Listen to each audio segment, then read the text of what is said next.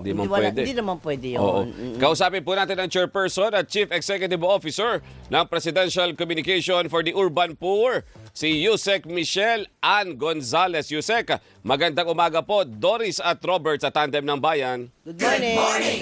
Good morning, Robert. Good morning, Doris.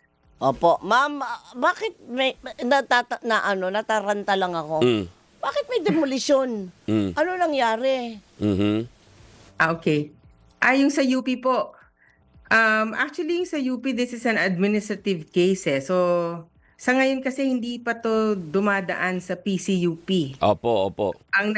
Ang nagsagawa kung nagsagawa man sila ng social preparation, it should be UP. At I think doon nagkaroon ng medyo kulang tayo doon. Kaya nag-resist ang mga tao. Mandato po ng PCUP na i-monitor ang mga kalagayan ng urban poor community. So, nung nagkaroon ng threat ng demolition, I don't think nagka-demolition naman po. Opo, opo. Wala pa naman po. Hindi naman nagka-demolition. Pero, yung attempt to bring in equipments, hindi naman natin masisisi yung mga residente doon na matakot or tanungin kung ano ba talaga ang plano sa kanila. Kasi apparently, sa report sa amin, hindi talaga sila na-inform yung buong disenyo ng plano. Hindi man sa kanila kung anong mangyayari. So I really think doon nagkulang. Oo. Ma'am, Go ahead. Ma'am Michelle, kapag ganito po na i-demolish, kailangan silang alisin, ano ba dapat yung procedure na dapat pagdaanan ng nagpapaalis at ng mga pinaalis para mas magkaunawaan po sila? At ano ang part ng PCUP pagdating po dito?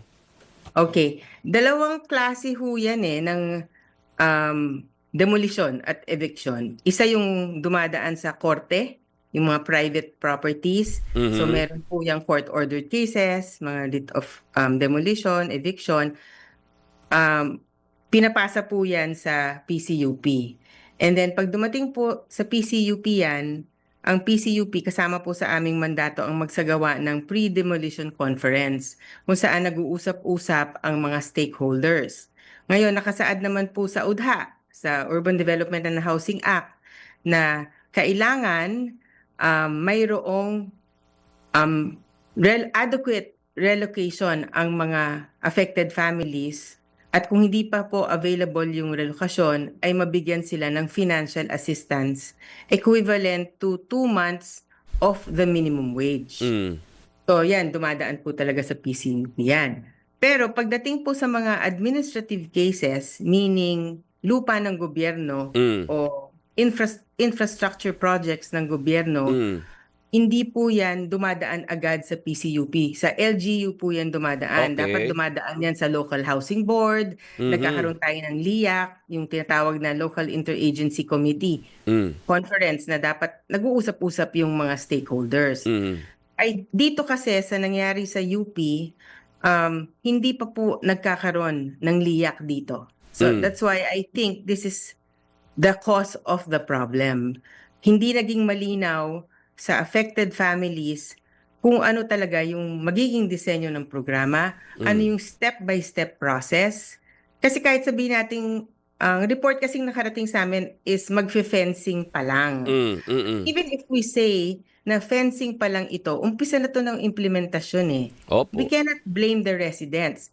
Sa amin, bilang monitoring ng sitwasyon nila, marami rin kaming tanong sa aming komisyon, no? Like, okay, pag financing natin, ano mangyayari?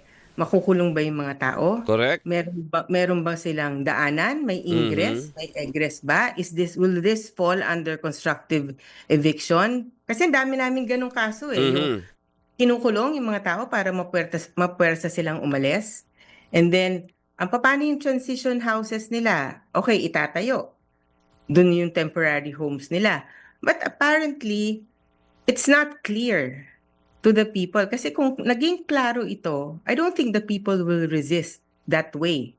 So, I think doon talaga nagka-problema. So, na sana maayos natin. Because,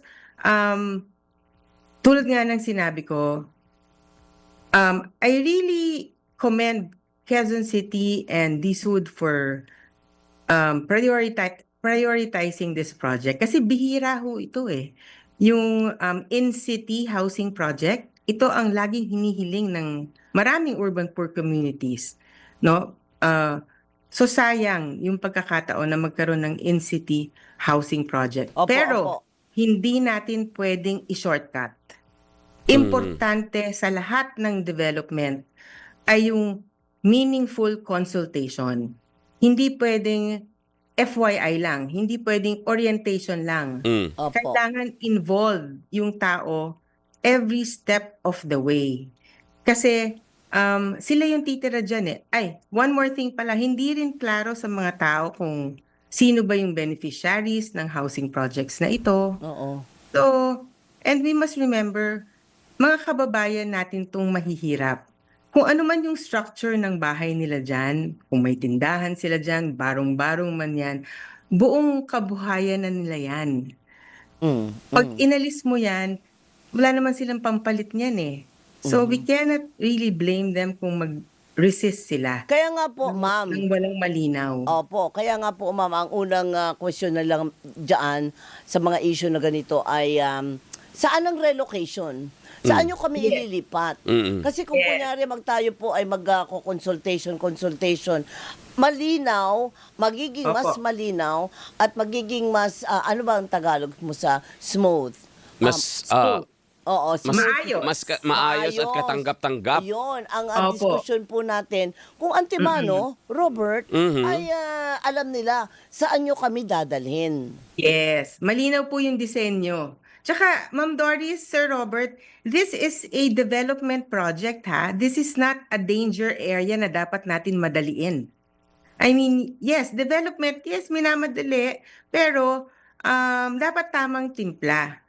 Kasi at the end of the day, yes, housing is I always say this, housing is a big step pagdating sa, para masabi nating nakaalpas tayo sa poverty, no? Ang laking bagay, hanggat may bubong ka sa ulunan mo, hanggat sa'yo yung lupa, that's the only time ang isang mahirap ay mafe-feel niyang secured siya pag may Opo. housing. But we must not forget that the blueprint should still be the people.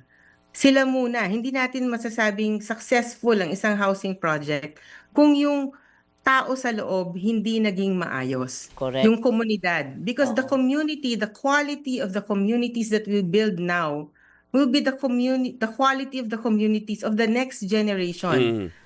Because when I became chairperson, I visited several relocation sites built in the past. Oh. And sad to say, marami sa kanila, their lives are miserable.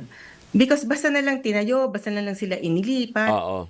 Hindi inayos ano ba ang livelihood nila doon, Correct. malapit sila sa eskwelahan doon, marami ba sila... Yung mode meron of ba silang- transpo. Yes, mode of transportation, meron ba silang health center doon? Marami tayong relocation sites na hindi maayos. So, the effect is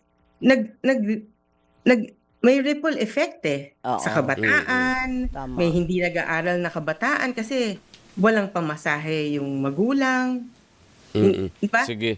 Ano? Yusek, ay ipa-follow up po natin itong istorya na ito, lalo na po yung mga residente dyan sa may Barangay UP Campus, kung ano yung magiging development. Correct. At sa LGU, of course, para magkaroon ng linaw, para hindi nagkakaroon ng girian, tulakan, Yan. baka magkasakitan pa, worse, So di far ba? naman po, Sir Robert, I'm very thankful because according to the reports given to me, nagpatawag po ata ang local government ng Quezon City ng special LIAC, special Oo.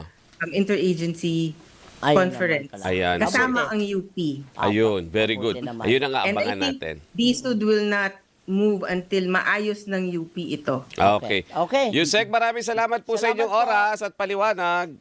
Thank you, Sir Robert. Thank you sa oportunidad. Salamat, Salamat po. po. Si Okay. Yusek Michelle Ann Gonzalez. So, dahil dyan, malapit pa lang tayo magpaalam. Pero, Nanet Magno, ito na ang pabati ko sa iyo. Ang shoutout para sa iyo, huwag ka nang magtampo. Aba. Pero dapat, partner, ay meron tayong basahin. Ikaw. Oo. Sheila May Texon Saji, Ate Sheila, mula dyan